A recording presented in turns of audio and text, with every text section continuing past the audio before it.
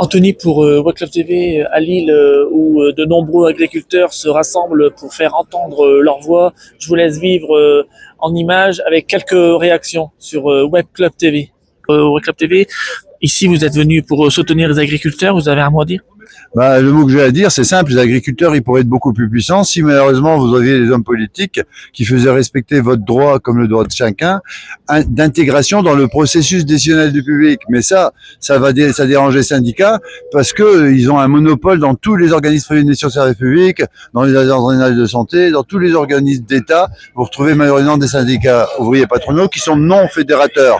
Et Monsieur Lecoq le défend pas parce qu'il s'est s'arrangé avec eux pour les élections.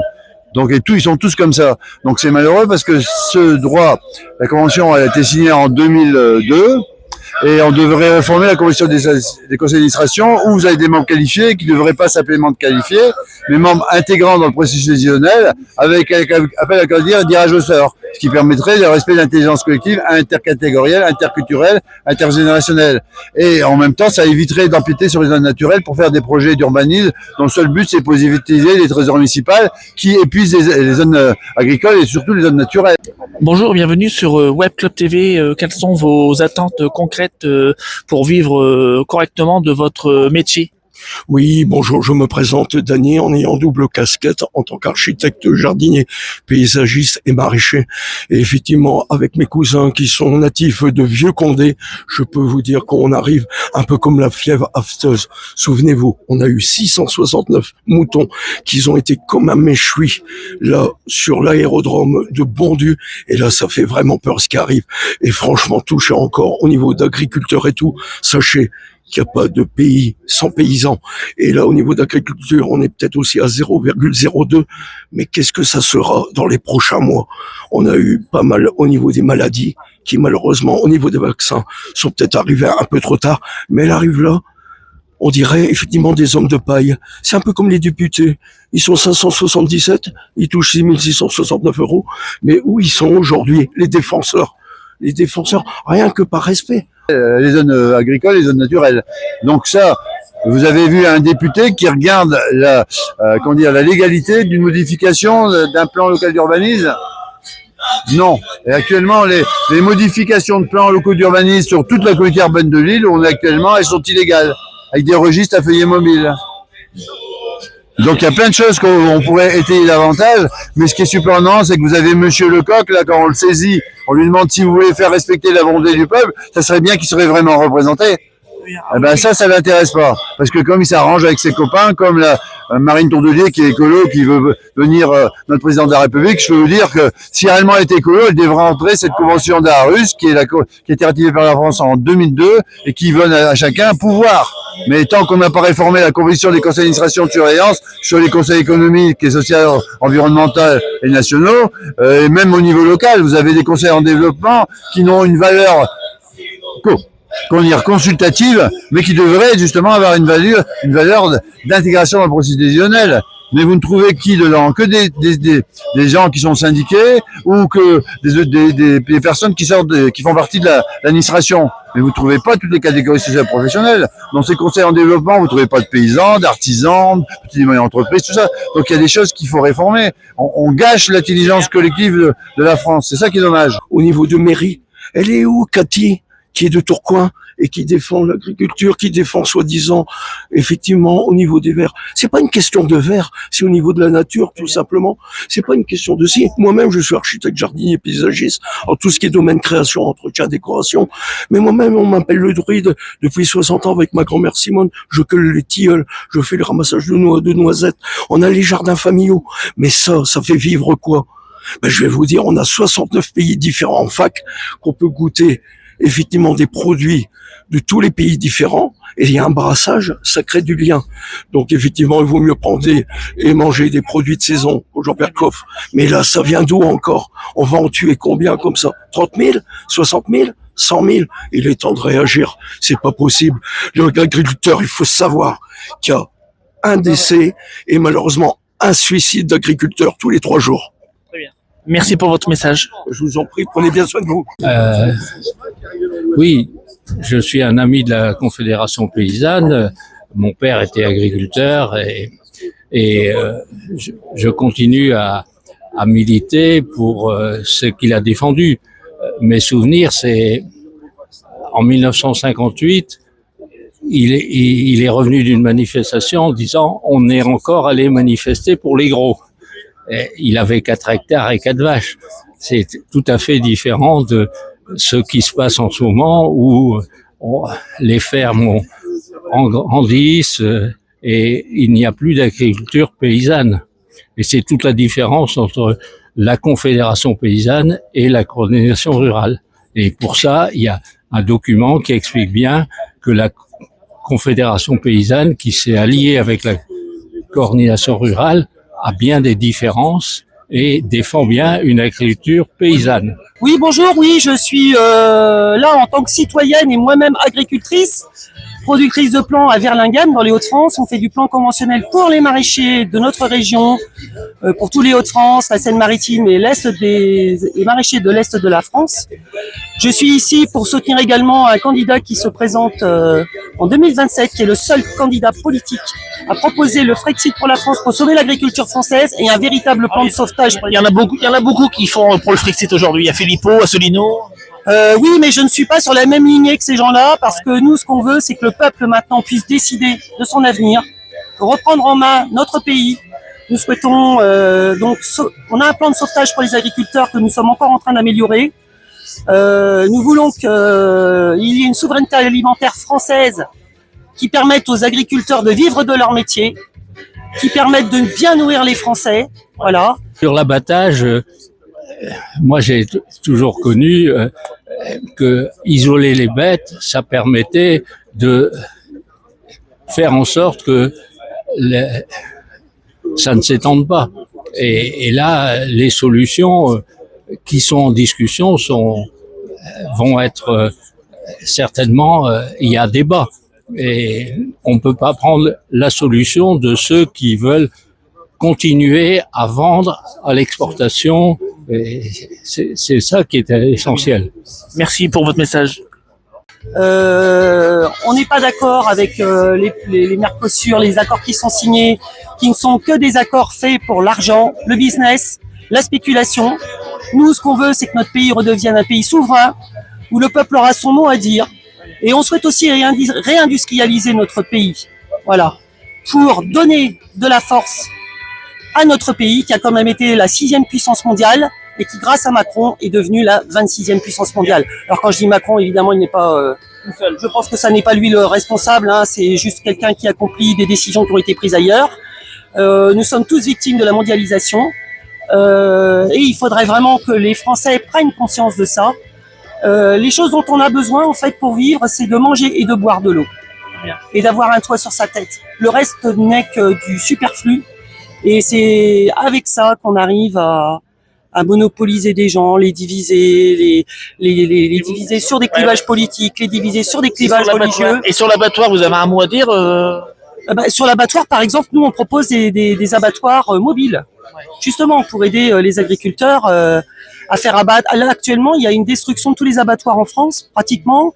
Il y a énormément de gens, par exemple, dans le Nord, qui emmènent leurs bêtes en Belgique parce que ça coûte moins cher, et on se demande pourquoi, puisque de toute façon le niveau de vie en Belgique est plus élevé que celui des Français.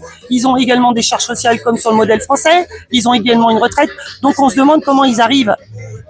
Donc on se rend bien compte qu'il y a un gâteau qui est partagé par les lobbies, on donne à certains pays des suprématies sur d'autres et on se partage le gâteau, mais tout ça au détriment des citoyens français et surtout au détriment de l'agriculture française. Très bien.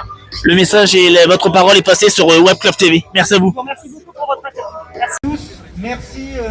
Merci beaucoup d'avoir répondu présent à cet appel rapide et un peu dans l'urgence au vu de la situation sanitaire et de la situation, on va dire, brûlante sur le territoire aujourd'hui face à cette maladie.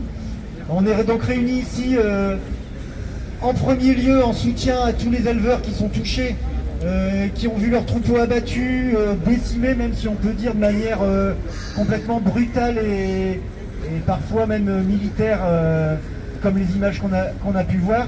Mais on est également là aussi pour dire stop à l'abattage massif, à cette solution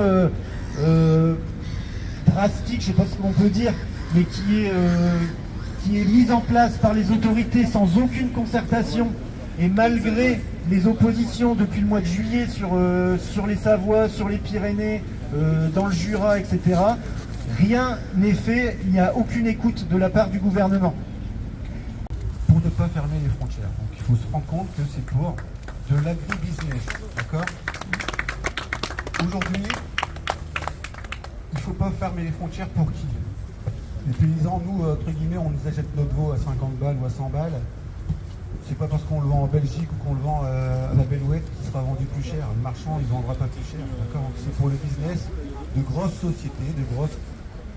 Je ne veux pas dire coopératives, parce que c'est plus des coopératives, hein, c'est des grosses boîtes qui sont là pour faire du fric.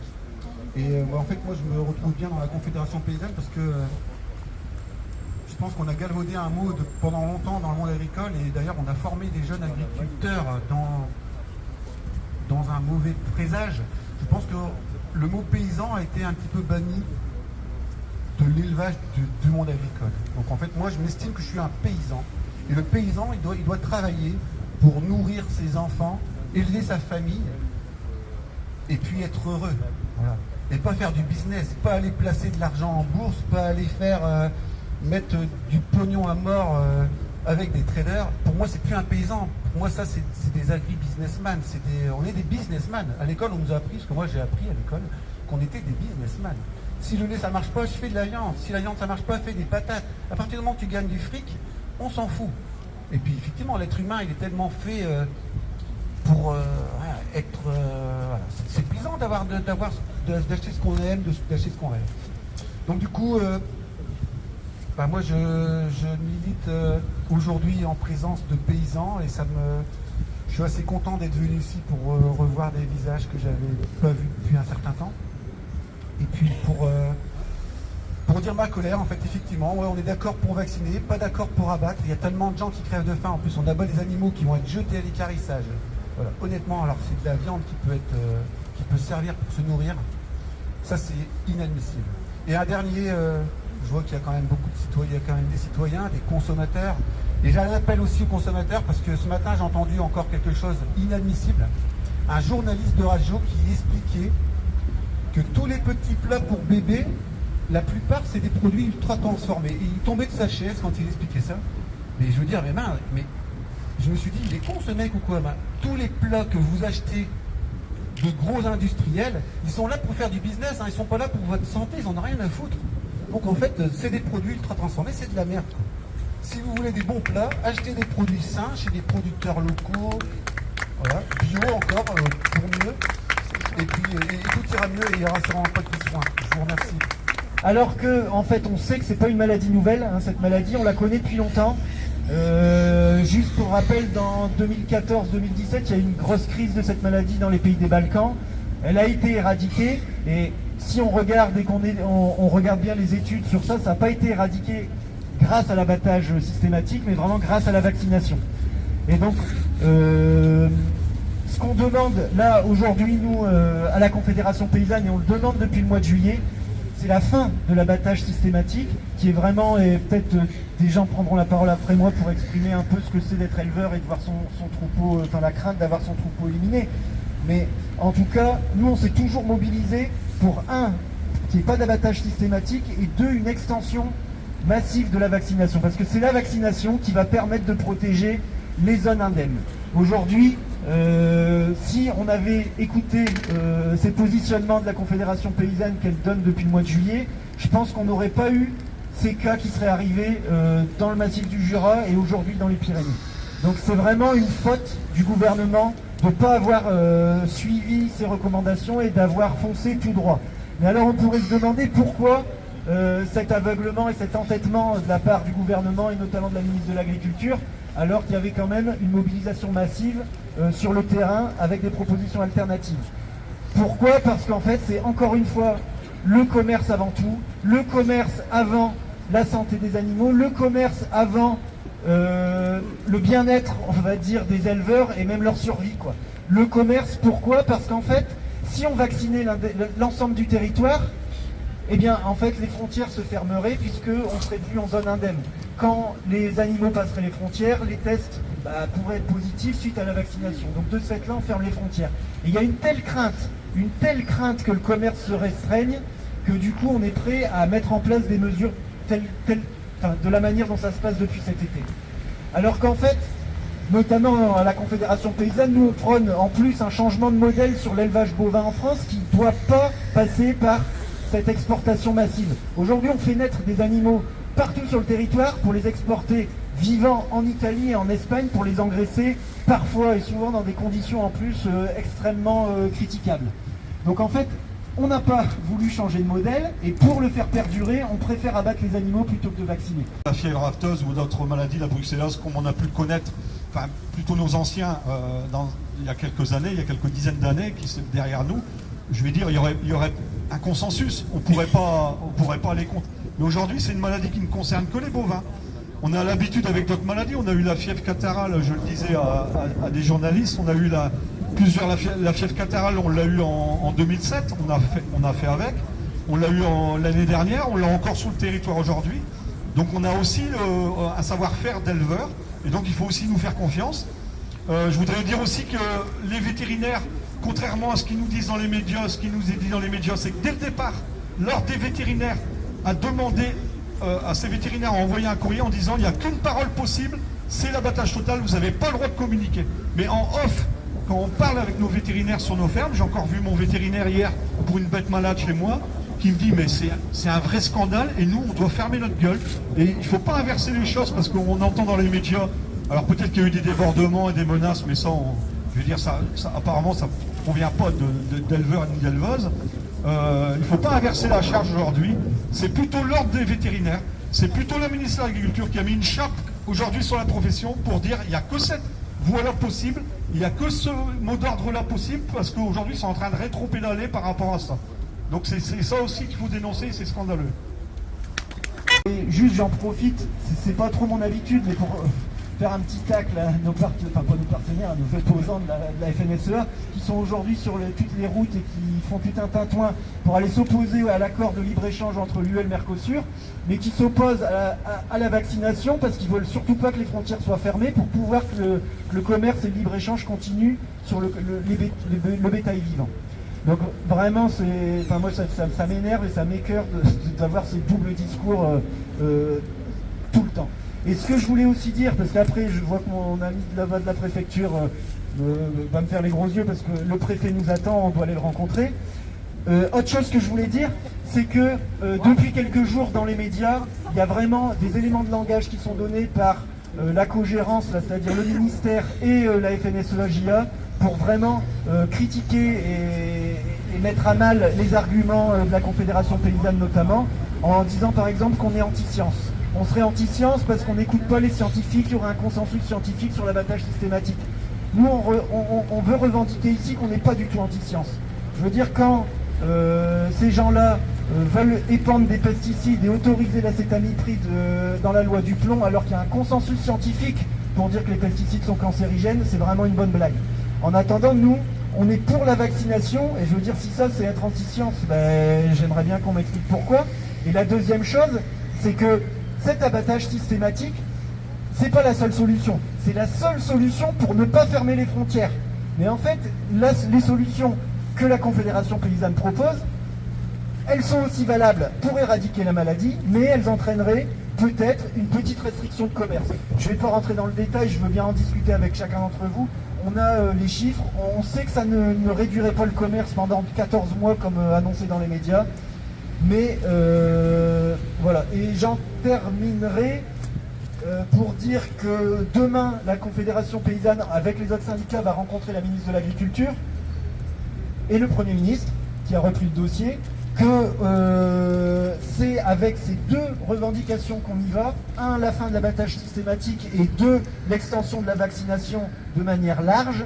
Et que, Bonjour, bienvenue sur Web Club TV. Quelles sont les attentes concrètes de l'État pour pouvoir vivre du métier correctement d'agriculteur? Pour moi, les premières attentes concrètes de l'État, c'est de rendre le métier attrayant pour tous les jeunes, de mettre des aides équivalentes pour tout le monde, donc des aides à l'unité de travail et non plus aux hectares, pour pouvoir avoir les mêmes aides pour tout le monde. on est sur le même pied d'égalité. Et puis plébisciter une agriculture biologique, ou si pas biologique, sans produits chimiques, parce que je pense que ça va être la future problématique chez les enfants, pour nos enfants plus tard. Voilà.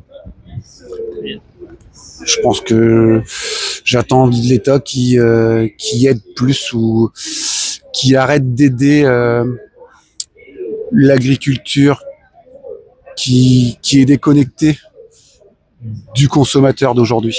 Aujourd'hui, on a une agriculture qui répond aux attentes industrielles, mais qui répond pas aux attentes du citoyen. Et je pense qu'il faut repartir ou réorienter les financements pour avoir une agriculture qui répond aux consommateurs. Voilà. Très bien. Le message est passé. Merci à vous.